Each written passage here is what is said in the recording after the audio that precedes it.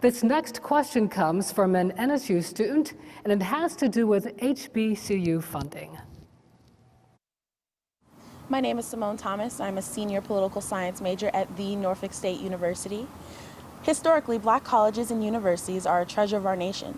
Unfortunately, they have been underfunded, even though they overperform in producing doctors, scientists, attorneys, athletes, and other great professions. My question to you as the next U.S. Senator: what is your plan to help preserve and aid historically black colleges and universities in the near future? Dr. Gade. You know, I'm an absolutely huge fan of HBCUs. I've enjoyed getting to know this campus a little bit as I came through. It's my first time here, however, at the Norfolk State University. I'm the child of educators. I'm a principal of a homeschool. My wife is the primary teacher of our little homeschool. And I'm a college professor, and I have been at American University and before that for many years at the United States Military Academy. And so I understand the value of education and what it does to break the bounds, to break the boundaries that so many people experience as they're coming up.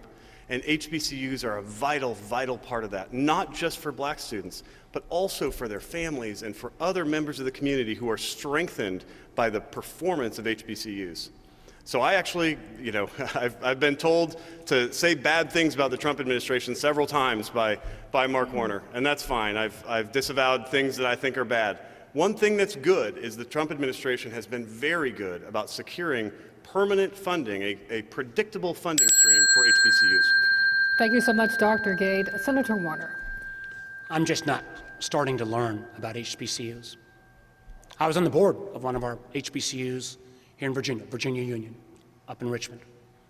I've talked already tonight about Arkita and Maurice, who are hopefully in the audience, who were part of my Virginia High Tech partnership to get this wonderful talent pipeline into quality jobs.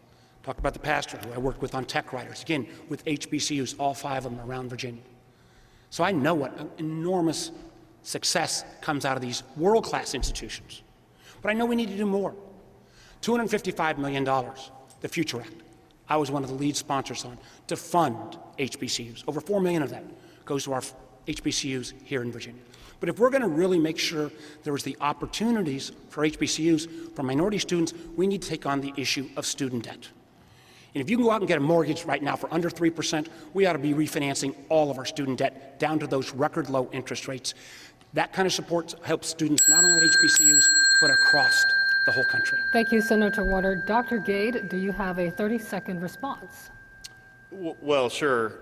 You know, this idea of, obviously we know that the student loan crisis is a big, big deal. It's a serious issue, and I hope we'll come back to it.